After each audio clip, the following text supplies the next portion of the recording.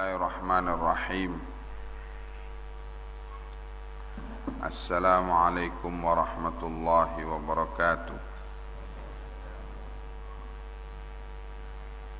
Alhamdulillah, wassalatu wassalamu ala rasulillah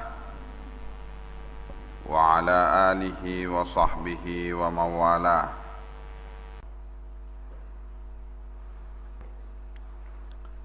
Kita masuk kepada bab berikutnya, bab tamattu' wal iqran wal ifrad bil haji wa fasakhil haji liman lam yakun ma'ahu hadyun. Bab keterangan tentang tamattu', haji tamattu'. Haji masuk ke tanah haram melalui miqat dengan niat untuk berumrah. Kemudian setelah tahallul di Marwah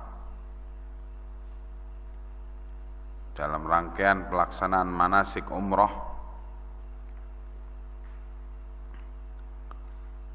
tetap tinggal di Mekah menunggu tanggal 8 Dzulhijjah. Maka sejak tanggal 8 Dzulhijjah memakai pakaian ihram lagi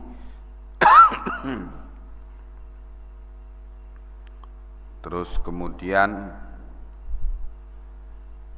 berniat untuk haji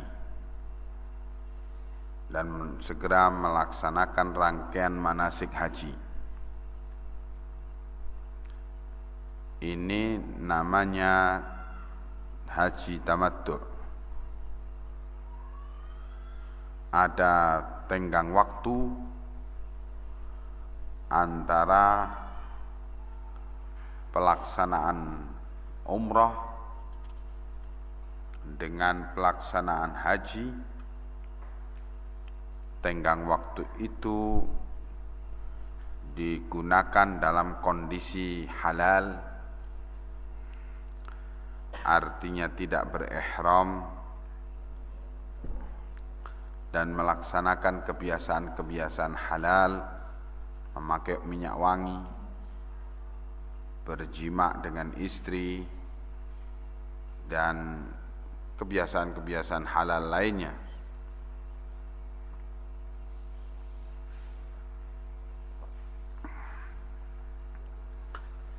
Sehingga semua itu dinamakan tamattu', bersenang-senang. Dan haji yang rangkaian haji yang demikian dinamakan haji tamattu'. Haji qiran yaitu berniat ketika memasuki miqat memakai baju ihram menuju ke Makkah dengan niat melaksanakan haji dan umrah. Labbaik Allahumma hajjan wa umratan. Dan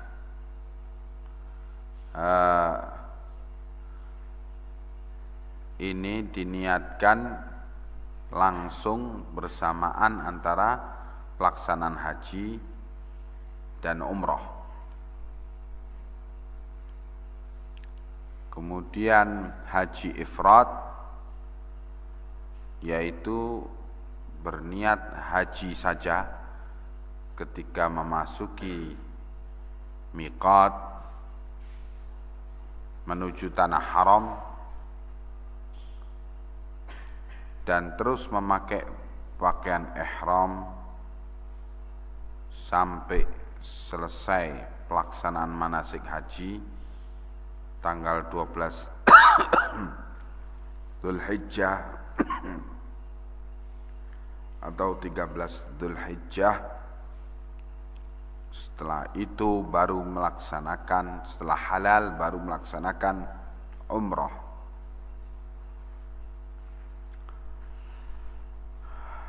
Tiga macam pelaksanaan haji, ya. Dan disebutkan pula oleh Al-Imam Al-Bukhari, difasahkannya,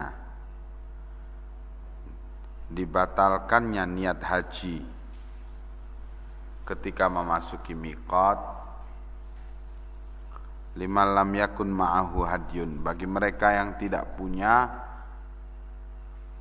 membawa hewan korban,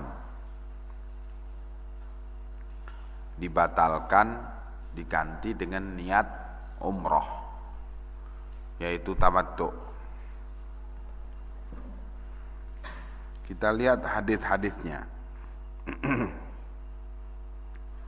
Wa anha, yakni dari Aisyah radhiyallahu anha, fi riwayatin qalat, dalam satu riwayat beliau menyatakan, kharajna ma'an Nabi sallallahu alaihi wa alihi wasallam, kami keluar bersama Nabi, wala nura, dan kami tidak terlihat, illa annahul hajju, kecuali bahwa yang ditujukan dengan keberangkatan kami bersama Nabi itu adalah menunaikan manasik haji. Falamma qadimna tatawafna bil baiti, maka ketika kami sampai di Ka'bah, kami melakukan tawaf di bait, di Ka'bah, yaitu tawaful qudum, tawaf selamat datang bagi orang yang niat haji ifrad. Fa amara an-nabiy sallallahu alaihi wa alihi wasallam man lam yakun saqal hadya, maka Nabi setelah tawaf itu beliau memerintahkan bagi mereka yang tidak membawa man lam yakun saqal hadya, siapa yang tidak membawa, menuntun hewan korban, Nabi memerintahkan ayyahillah, untuk bertahallul ketika selesai pelaksanaan tawaf di Ka'bah dan sa'i Safa Marwah. Jadi berarti memfasakh, membatalkan niat hajinya dan segera merubahnya dengan niat umroh, yang berakhir rangkaian pelaksanaan ibadah manasik umroh itu di Marwah, di Bukit Marwah. Terus diperintahkan oleh Nabi untuk bertahallul. Fahalla man lam yakun saqal hadya, maka dengan perintah Nabi ini, mereka yang tidak membawa hadiah, tidak membawa hewan korban, bertahallul.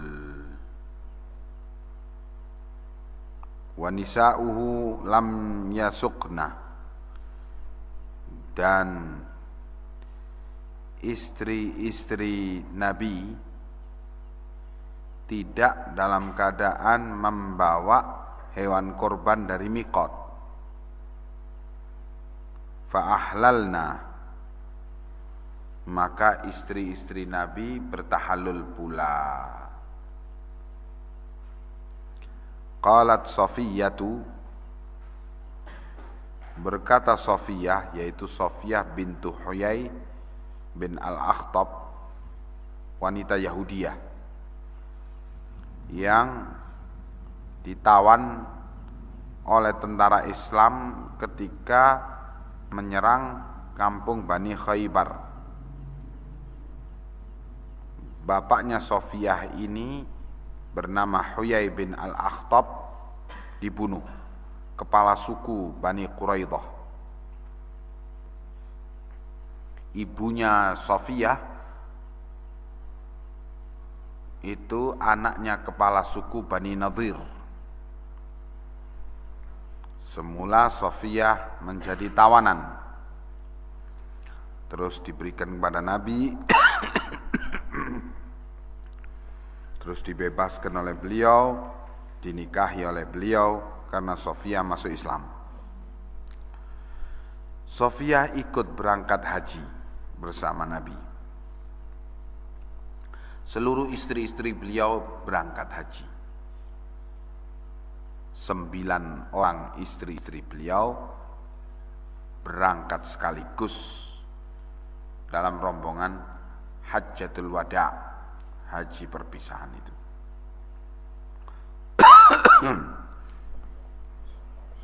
Para istri-istri beliau tidak membawa hewan korban dari miqat, sehingga bertahallul istri-istri beliau. Sofiyah menyatakan, ma urani illa habisatahum, tidak terlihat bagiku kecuali, yakni tidak terlihat sebab mengapa mereka memfasakh haji kecuali mereka tertahan. Faqala Aqra halqa. Ada yang menyatakan Aqra halqa.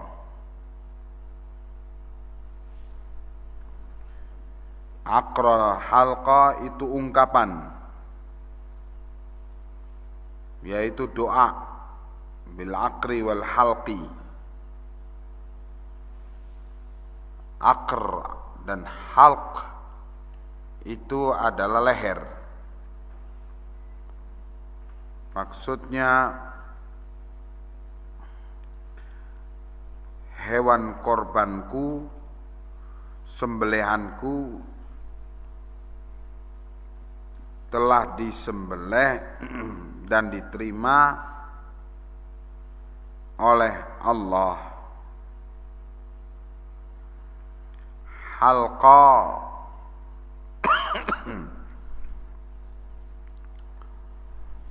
bahwa aku menggundul rambut, bertahallul.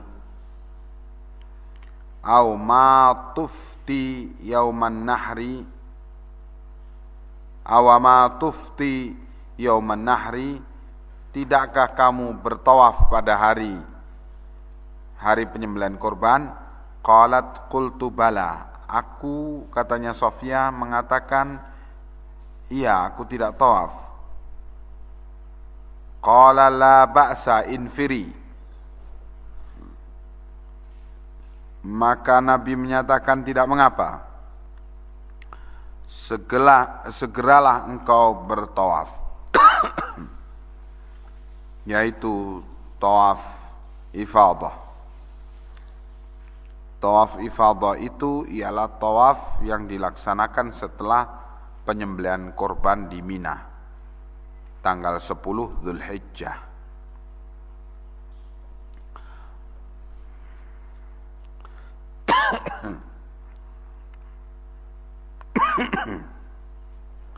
Dari riwayat ini yang terpenting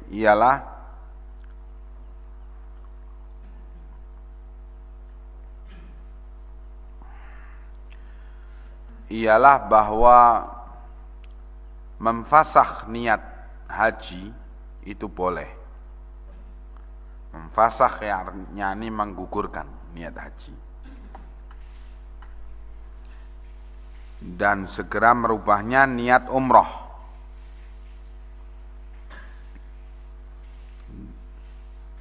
Dan ketentuan kapan seorang itu bertamattu Dan kapan seorang itu berifrat?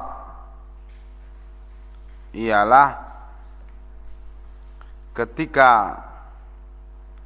orang itu tidak membawa hewan korban dari mikot, dia bertamattu dan harus menggugurkan niat hajinya dengan diganti menjadi umrah, dan baru niat haji ketika berihram tanggal 8 Dzulhijjah.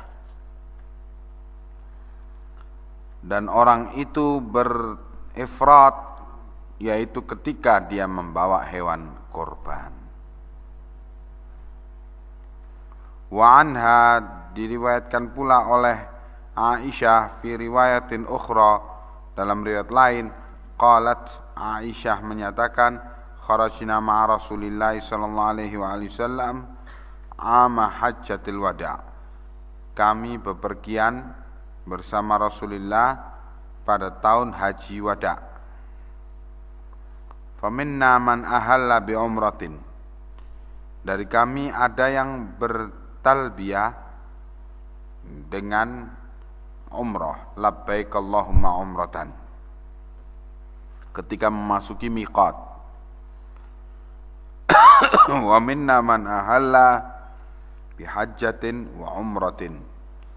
Dari kami ada yang bertalbiyah untuk niat masuk ke tanah haram dari miqat dengan niat menunaikan haji dan umrah sekaligus, yaitu haji qiran. Labbaik Allahumma hajjan wa umratan. Wa minna man ahalla bil haji.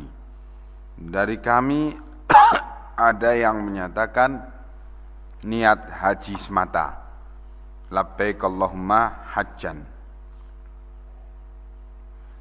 Wa ahalla Rasulullah sallallahu alaihi wasallam bil haji.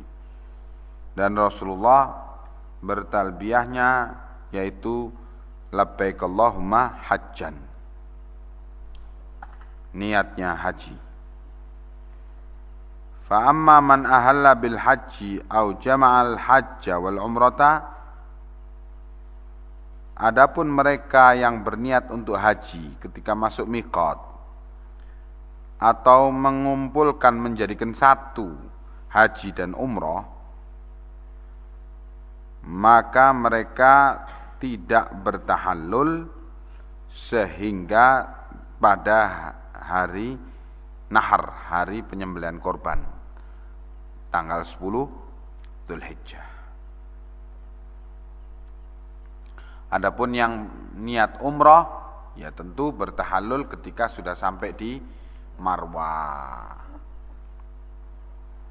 Ya.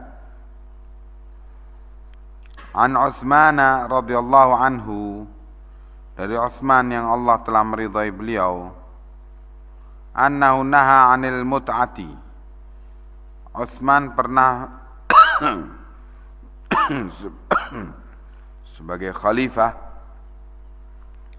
sebagai penguasa, pernah melarang annahu naha 'anil mut'ah, melarang untuk tamattu haji,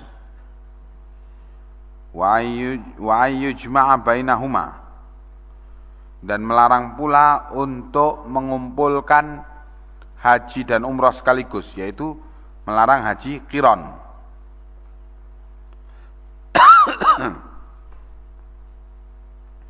Falamma ra'a Aliun radhiyallahu anha ahalla bihima, maka ketika Utsman melihat Ali bin Abi Thalib radhiyallahu anhu bertalbiyah dengan mengumpulkan keduanya, yaitu labbaika bi umratin wa hajjatin, ketika memasuki miqat, qala Utsman menegur Ali, ma kuntu li ad'a sunnatan Nabi sallallahu alaihi wasallam li qauli ahad. Ali menyatakan ketika ditegur, kenapa kok begitu? Kok melanggar larangan Utsman, khalifah, penguasa? Kenapa kok melanggar? Utsman melarang untuk orang berhaji umrah, berhaji tamattu dan berhaji qiran. Utsman menghendaki orang menunaikan haji ifrad seperti yang dilakukan oleh Umar pendahulu Utsman. Alasannya Sayyidina Ali mengatakan apa? Qala ma kuntu li'ada'a sunnatan Nabi sallallahu alaihi wasallam liqauli ahad. Aku tidak mau meninggalkan sunnah Nabi hanya karena omongan seseorang. Nah, ini mutiara hikmah. Ya. Bahwa Sayyidina Ali merasa yakin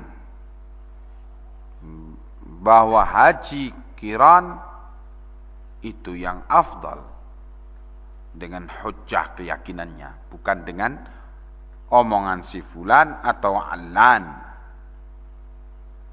Ya.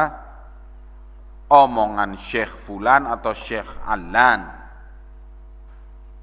tapi dengan hujjah, dengan dalil.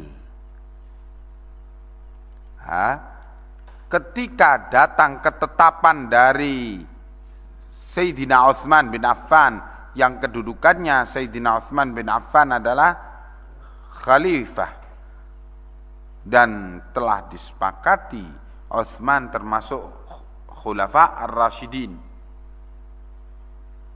Tapi walaupun khulafa ar-rasyidin tetap juga harus ditinjau pendapat-pendapatnya apakah mencocoki dalil atau tidak. Dan ternyata Sayyidina Ali mempunyai dalil yang tidak bisa dibantah oleh Sayyidina Utsman. Maka Sayyidina Ali ketika ditegur, kenapa kok menunaikan haji qiran padahal Utsman melarang, Sayyidina Ali menyatakan, saya tidak akan meninggalkan sunnah Nabi karena omongan seseorang. Ya. Nah, ini adalah prinsip Ahlus Sunnah wal Jamaah. Ya, tidak membolehkan seseorang untuk bertaklid karena omongan fulan atau alan, terus kemudian meninggalkan satu amalan atau mengerjakan satu amalan, itu adalah satu yang tidak dibenarkan. An Ibnu Abbas radhiyallahu anhu maqal, dari Ibnu Abbas yang Allah telah meridhai beliau dan bapak beliau, bahwa Ibnu Abbas menyatakan, kanu yarawna annal umrata, mereka berpandangan, mereka para sahabat berpandangan bahwa umrah fi ashhuril hajj, bahwasannya umrah, melaksanakan umrah di bulan-bulan haji, min afjaril fujuri fil ardi, dianggap sebagai kejahatan yang paling jahat di muka bumi. Melaksanakan umrah di bulan haji maksudnya apa? Menunaikan haji tamattu, ya, yaitu haji tamattu. Haji tamattu itu dimulai dengan umrah dulu, setelah itu bertahallul, kemudian baru haji. Nah, dikatakan oleh Ibnu Abbas, dulu orang-orang, yakni di zaman Umar dan di zaman Utsman menganggap bahwa menunaikan umrah di bulan haji, di bulan-bulan haji adalah sejahat-jahat perbuatan, sejahat-jahat perbuatan jahat di muka bumi. Wa yaj'aluna al-muharrama safaran, dan mereka menjadikan bulan Muharram sebagai dan mereka menjadikan bulan Safar sebagai bulan Muharram, bulan-bulan haram. Wa yaquluna idza bara'ad dabar wa afal athar wan salakha safar. Dan mereka menyatakan apabila idza bara'ad dabar, apabila telah selesai maka segera mereka pergi pulang. Wa afal athar, dan menghilangkan bekas-bekas pelaksanaan haji. Wan salakhos safar, kemudian masuklah kepada bulan Safar. Muharram, Safar, Rabiul Awal. Jadi setelah Muharram, Safar. Jadi berarti bulan Safar dimasukkan dalam bulan-bulan haram. Padahal asalnya bulan Safar bukan bulan haram. Bulan haram itu 4. Rajab sebelum Ramadan, sebelum Sya'ban. Ya. Terus Dzulqa'dah, Dzulhijjah, Muharram. Ya. Begitu. Halatil umratu liman i'tamar. Apabila telah memasuki bulan Safar, maka boleh umrah itu dilakukan bagi orang yang ingin berumrah. Kemudian Ibnu Abbas menyatakan qadiman Nabi sallallahu alaihi wasallam, bahwa Nabi datang, wa ashabuhu sabihata rabi'atin, dan juga Nabi datang bersama para sahabat beliau di pagi hari tanggal 4 muhillina bil haji. Mereka bertalbiyah untuk menunaikan haji. Tanggal 4 Dzulhijjah rombongan Nabi datang ke Mekah, bertalbiyah untuk haji. Labbaik Allahumma hajjan. Fa'amarahum ayyaj'aluha umratan. Setelah sa'i Safa Marwah, Rasulullah perintahkan mereka untuk menggantinya dengan umrah. Fata'adhama dzalika indahum. Maka bagi para sahabat ini adalah sesuatu yang besar. Terlalu berat mereka menerima perintah demikian. Faqalu ya Rasulullah ayyul hilli. Maka mereka pun merasa heran, kok disuruh tahallul. Tahallul apa ya Rasulullah? Qala hillu kulluh. Tahallul dalam artian halal, melakukan semua yang halal. Jadi melepas total kedudukan status ihram sebagai muhrim. Nah, pernyataan Ibnu Abbas ini menyatakan penyesalan Ibnu Abbas kepada kebijakan Umar dan Utsman radhiyallahu anhuma dalam melarang haji tamattu. Sampai-sampai saking demikian kerasnya larangan itu terkesan di zaman kedua beliau ini bahwa orang melakukan haji tamattu di zaman itu seolah-olah lebih jahat daripada orang yang berbuat seolah-olah sebagai perbuatan yang paling jahat dari kejahatan di muka bumi. Nah, hal ini disesalkan oleh Ibnu Abbas. Demikian pula hal ini ditolak oleh Ali bin Abi Thalib. Jadi memang para khulafa ar-rasyidin mempunyai ijtihad, para sahabat mempunyai ijtihad. Kadang-kadang ijtihad itu dinilai bertentangan dengan sunnah, menyelisihi sunnah.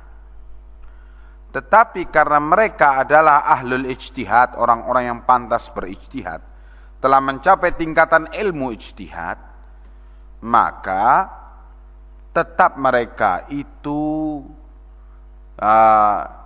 mendapat nilai baik, yaitu pahala. Ya, pahala ijtihadnya. Begitu. Nah, walaupun ini kita lihat, walaupun ijtihad dari para khulafa ar-rasyidin, tetapi ketika ijtihad itu dinilai oleh para sahabat yang sezaman dengan beliau-beliau adalah menyelisih sunnah, dan para sahabat itu mampu menunjukkan bukti, dalil, ya, untuk menggugurkan ijtihad para khulafa ar-rasyidin tersebut, maka tetap kita merujuknya kepada dalil, bukan merujuknya kepada ijtihad para khulafa ar-rasyidin. Padahal al-khulafa ar-rasyidun itu Nabi mengatakan alaikum bisunnati wa sunnatil khulafa ar-rasyidin, dan Nabi menyatakan addu 'alaiha bin nawajid, gigitlah pemahaman para khulafa ar-rasyidin itu dengan gigi geraham. Tetapi bukan berarti dengan demikian maka kita harus total menerima semua keterangan para khulafa ar-rasyidin, melainkan harus juga dinilai dengan dalil. Maka kita merujuk kepada para sahabat dan para khulafa ar-rasyidin, dan perselisihan pendapat di kalangan mereka kita merujuk kepada mereka, dan masing-masing menunjukkan dalil. Dalam hal ini Ibnu Abbas langsung setelah menilai berat hatinya melihat keadaan di zaman Umar dan Utsman tentang larangan terhadap haji tamattu, langsung Ibnu Abbas menceritakan bahwa Rasulullah SAW dan para sahabatnya itu berbuat demikian. Tentu yang harus kita merujuk dalam hal perselisihan demikian ialah kepada sunnah Rasulullah. Apalagi ijtihad para ulama yang di bawah khulafa ar-rasyidin, ya, ijtihad ulama dari kalangan sahabat yang bukan khulafa ar-rasyidin juga lebih-lebih harus dinilai dengan dalil. Ya, dengan bagaimana kita menilainya? Merujuk kepada para sahabat yang sezaman dengan beliau-beliau yang berijtihad itu. Akan kita dapati dalil masing-masingnya. Apalagi dengan kita melihat kepada para ulama yang di bawah sahabat, yaitu para tabi'in. Lebih-lebih lagi kita harus menilai ijtihad beliau-beliau, ya, dengan melihat dalil-dalilnya. Apalagi ijtihad para ulama yang di bawah tabi'in, tabi'in, apalagi ijtihad para ulama yang di bawah tabi'in, tabi'in, apalagi para ulama yang selanjutnya di bawah, dan selanjutnya, Jadi alhamdulillah dengan cara prinsip penilaian ijtihad yang seperti ini kita diselamatkan dari zillatul ulama, kesalahan, ketergelinciran ulama. Sebab kalau tidak ada prinsip demikian, ulama tergelincir, kita ikut tergelincir. Dan begitu selanjutnya, padahal para ulama bukan maksumin. Bisa salah, bisa benar. Ya, begitu prinsip yang diajarkan untuk kita jangan menjadi muqallidun, para pembebek. An Hafsata zaujin Nabi sallallahu alaihi wasallam wa radhiyallahu anha, dari Hafsah istri Nabi, annaha qalat, bahwa Hafsah menyatakan, ya Rasulullah, wahai Rasulullah, ma sya'nun nasi hallu bi umratin, kenapa orang-orang bertahallul dengan menjalankan umrah, yang semula masuk ke miqat niatnya haji, tapi sekarang kok bertahallul menjalankan umrah. Walam tahlil anta min umratik, dan engkau tidak bertahallul untuk menjalankan umrah. Qala, maka Nabi menyatakan, inni labbattu ra'si wa qallattu hadyi fala ahillu hatta anhara. Aku sudah melumuri rambutku dengan madu. Labbattu ra'si, yakni melumuri rambutku dengan madu, dan aku qallattu hadyi, aku menuntun hewan korbanku, fala ahillu hatta anhara, maka aku tidak boleh bertahallul sehingga aku menyembelih korban, yaitu tanggal 10 Zulhijjah. Nah, ini alasan Rasulullah kenapa beliau tetap menunaikan haji ifrad, dan kenapa Rasulullah memerintahkan para sahabat untuk haji tamattu. An Ibnu Abbas radhiyallahu anhuma, dari Ibnu Abbas radhiyallahu anhuma, annahu sa'alahu rajulun 'anit tamattu'i, bahwasanya Ibnu Abbas pernah ditanya oleh seorang pria tentang haji tamattu. Faqala, maka Ibnu Abbas menyatakan, nahani nasun anhu, bahwasannya telah melarang aku orang-orang daripadanya, dari berhaji tamattu. Fa'amarahu bihi, maka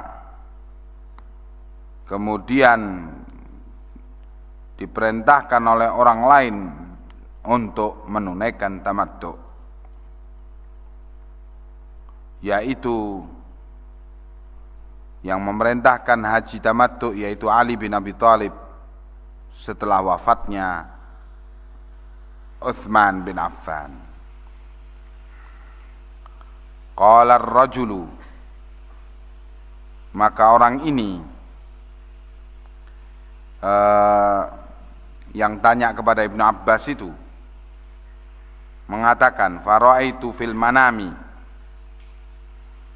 maka aku melihat di dalam tidurku, aku bermimpi melihat rajulan yaqulu li, ka'anna rajulan yaqulu li, aku melihat dalam mimpiku ada seakan-akan seorang pria berkata kepadaku, hajjun mabrurun wa umratun mutaqabbalatun, hajimu haji mabrur dan umrahmu diterima.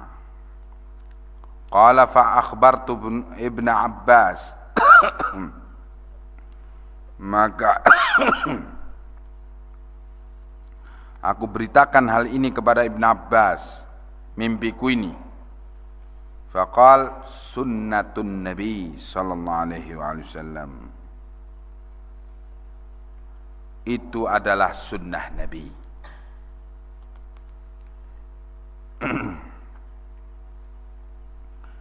Jadi ketika orang ini menjalankan haji tamattu terus bermimpi melihat demikian, maka Ibn Abbas menyatakan itulah sunnah Nabi. Nah, an Jabir bin Abdullah radhiyallahu anhuma, dari Jabir bin Abdullah yang Allah telah meridhai beliau, annahu hajja ma'an Nabi sallallahu alaihi wasallam, bahwa beliau haji bersama Nabi yauma saqal budna ma'ahu, ketika Nabi menuntun al-budna, yaitu hewan korban beserta beliau. Waqad ahallu bil haji mufradan, Nabi bertalbiyah untuk menunaikan haji ifrad, mufradan, haji ifrad, haji saja. Haji ifrad itu haji semata, gitu. Faqala lahum, Nabi menyatakan kepada para sahabat, ahillu min ihramikum bi tawafil bait wa baina safa wal marwata, bertahallullah kalian dari ihram kalian setelah selesainya tawaf di Ka'bah dan setelah selesainya sa'i Safa Marwa, wa qassiru, dan bertahallullah dengan memotong rambut. Qassiru, qasr itu memotong sebagian rambut.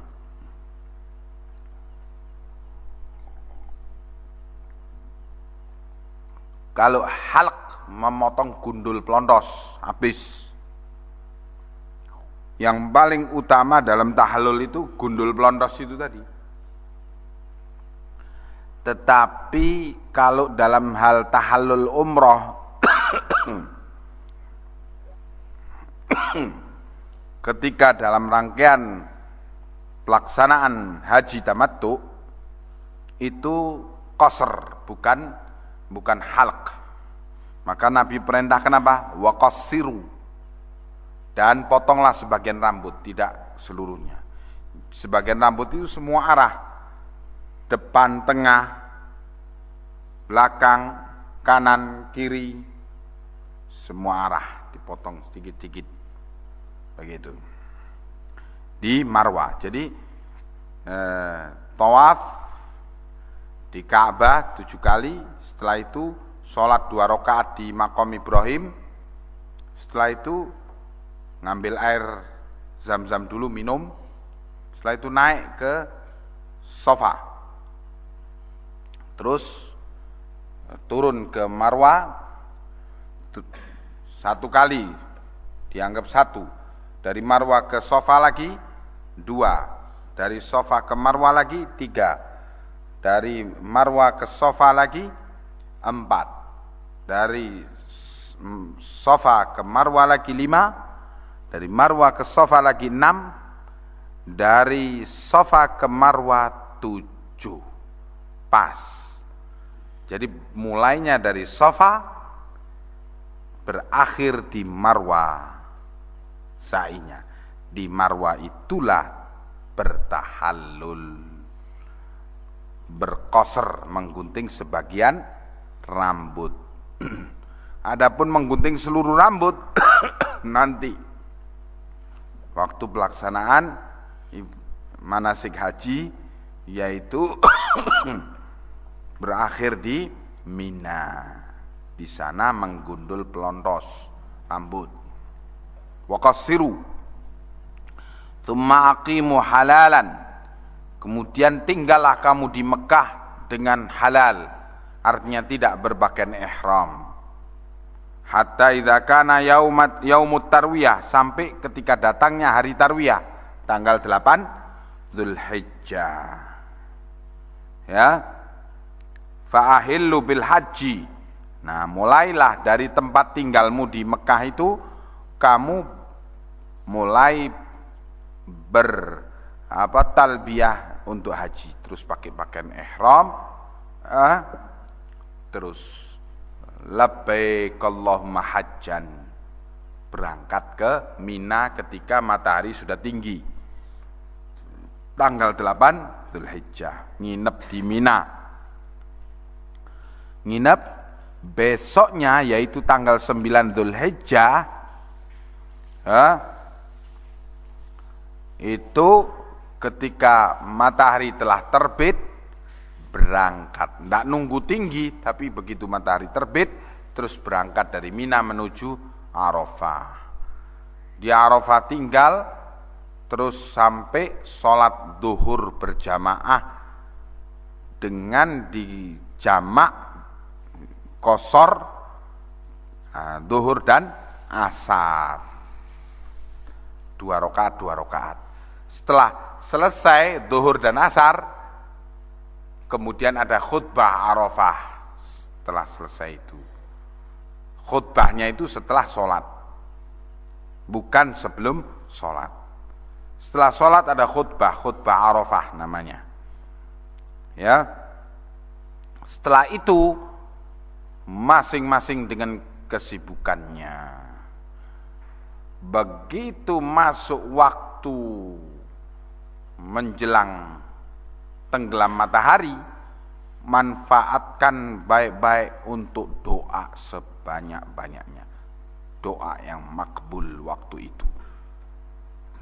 Begitu tenggelam matahari, tidak boleh sholat maghrib di Arafah, karena sholat maghrib dan isya dijamak takhir, ditunda nanti di Muzdalifah. Jadi begitu tenggelam matahari langsung berangkat dari Arafah, keluar dari batas Arafah, turun menuju Muzdalifah semua. Sampai di Muzdalifah terus langsung sholat maghrib dan isya, segera makan malam, semua beres, dan segera tidur. Tidak boleh terus baca Quran begadang sampai subuh atau qiyamul lail, nggak boleh. Tidak ada qiyamul lail di Muzdalifah. Tidak ada qiraatul Quran di Muzdalifah. Jadi begitu selesai sholat maghrib dan isya, makan malam, langsung tidur. Tidur sampai subuh. Sholat subuh di Masy'aril Haram namanya. Tempat di Muzdalifah itu. Sekarang dalam bentuk bangunan masjid. Sholat subuh di situ. Sebelum matahari terbit, sudah terang, tapi matahari belum terbit, cepat berangkat menuju Mina, meninggalkan Muzdalifah. Jadi matahari terbit, kita sudah di perjalanan menuju Mina. Sampai di Mina waktu duha, terus di Mina menuju Jumratul Aqabah, langsung melempar jumroh di sana. Ya, 7 kali lemparan, terus menyembelih korban, gundul rambut total, gundul pelontos kalau kali ini. Tahallul pertama.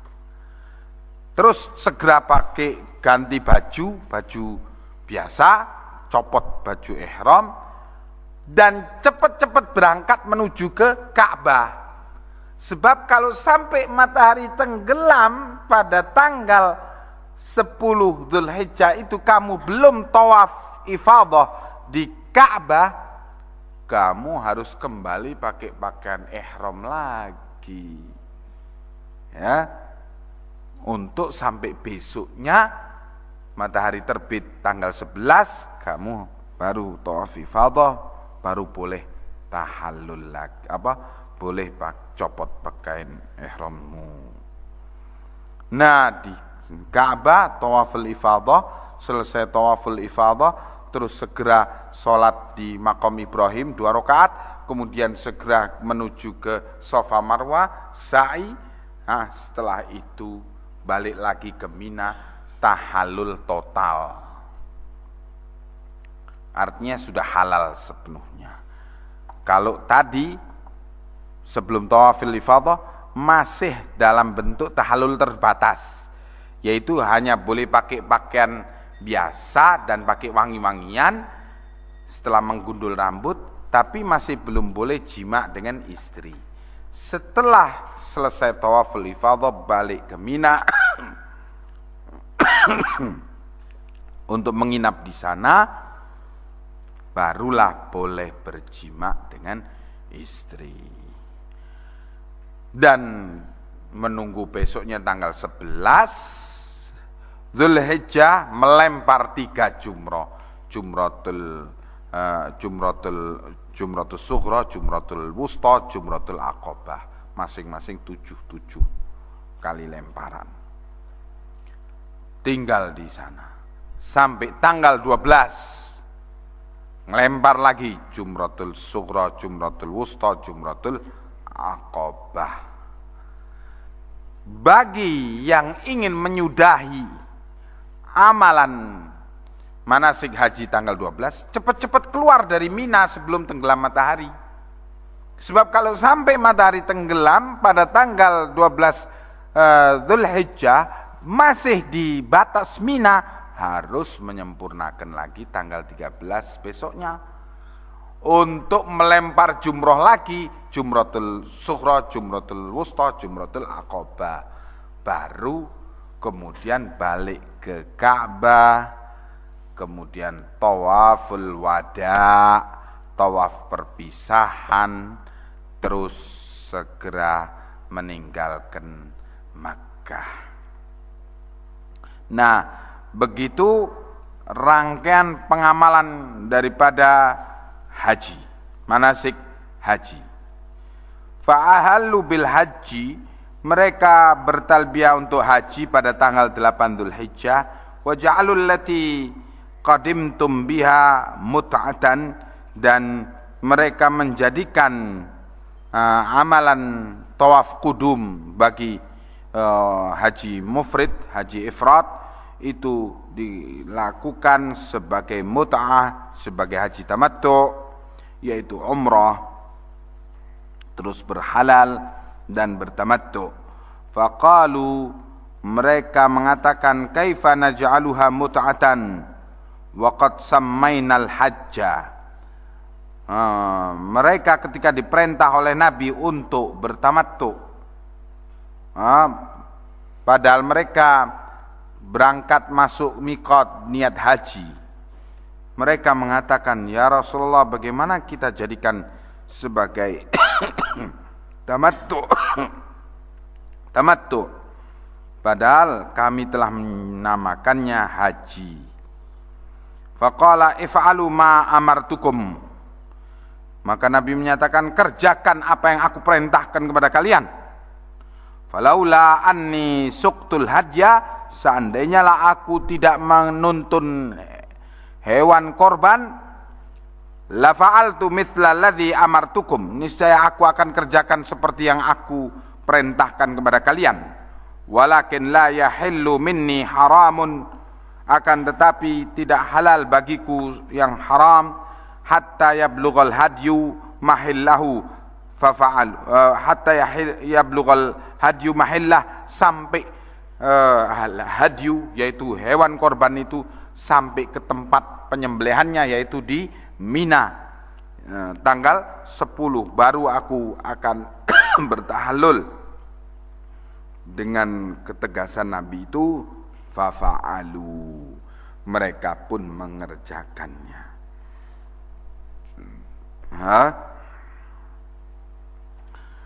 An Imran radhiyallahu anhu qal, dari Imran yang Allah telah meridhai beliau,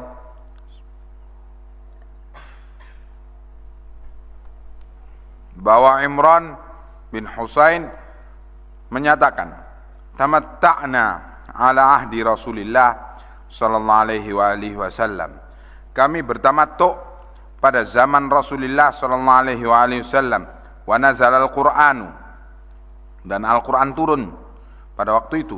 Qala rajulun bi ra'yihi ma syaa, tapi sayang ada seorang yang berpandangan dengan pandangan pikirannya semata, seperti yang dia kehendaki. Ini maksudnya yaitu Umar dan Utsman. Dan Imran menyatakan ini di zamannya Utsman, menyesalkan dengan keputusan Utsman, yaitu melarang adanya haji tamattu. Itu dianggap oleh Imran bin Husain radhiyallahu anhu sebagai qala rajulun bi ra'yihi ma syaa, berkata seorang pria bi ra'yihi, dengan pikirannya, ma syaa, apa yang dia kehendaki. Ya.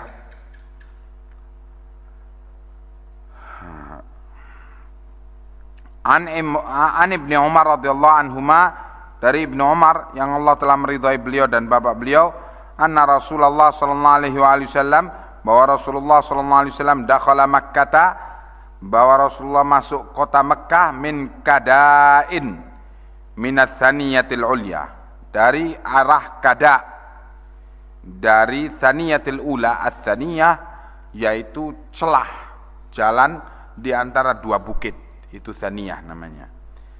Thaniyatil Ulya, jalan celah di antara dua bukit dari arah atas. Allati bil Batha, yang dari arah Batha. Wa kharaja minats Thaniyatis Sufla, dan Rasulullah meninggalkan Mekah, keluar dari Mekah dari Thaniyatis Sufla, Tsaniyah yang sebelah bawah. Kemudian an Aisyah radhiyallahu anha qalat, dari Aisyah yang Allah telah meridhai beliau, bahwa beliau menyatakan, sa'altun nabiyya sallallahu alaihi wasallam anil jadri aminal baiti huwa, aku tanya kepada Nabi sallallahu alaihi wasallam tentang al-Jadri, daerah namanya al-Jadri, apakah dia termasuk Baitul Haram atau bukan? Qala na'am, maka beliau menyatakan ya, itu termasuk. Qultu fama lahum lam yudkhiluhu fil bait, lalu mengapa mereka itu tidak memasukinya, tidak memasukkannya dalam dalam Baitul Haram? Qala Nabi menyatakan, inna qaumaki qassarat bihimun nafaqatu, bahwa kaummu kekurangan harta waktu itu. Qultu fama sya'nu babihi murtafi'an, kemudian aku tanya lagi, kenapa kok pintunya Ka'bah itu agak naik di atas? Qala, Nabi menjelaskan, fa'ala dzalika qaumuki, ya, hal itu dibikin demikian oleh kaummu, liyudkhilu man sya'u, agar bisa mereka memasukkan siapa yang mereka kehendaki, wa yamna'u man sya'u, dan mereka bisa melarang siapa yang mereka kehendaki untuk dilarang. Walaula anna qaumaki hadithun ahduhum bil jahiliyati, kalaulah bukan karena kaummu itu baru saja melewati masa jahiliyah, fa akhafu an tunkira qulubuhum, sehingga aku takut hati mereka akan mengingkarinya, an udkhilal jadra fil baiti, niscaya aku akan memasukkan al-jadr, yaitu Hijr Ismail, aku masukkan dalam Ka'bah, wa an ulsiqa babahu bil ardi, dan aku akan tempelkan pintunya itu di tanah, di bawah. Kalau sekarang seperti keadaan sekarang itu pintu itu di atas. Jadi untuk memasuki Ka'bah itu pakai tangga. Tingginya pintu Ka'bah itu kita harus menaikkan kedua tangan kita ke atas baru menyentuh pintu itu atau menyentuh lubang pintu itu. Nah, untuk masuk ke Ka'bah itu pakai tangga.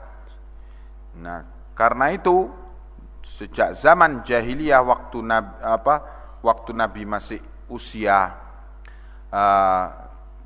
remaja, belum jadi Nabi, Ka'bah itu dibangun.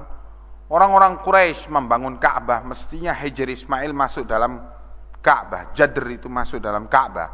Tetapi karena ketentuan yang disepakati oleh tokoh-tokoh Quraisy dan seluruh kabilah Arab, bahwa kan waktu itu Ka'bah runtuh karena banjir.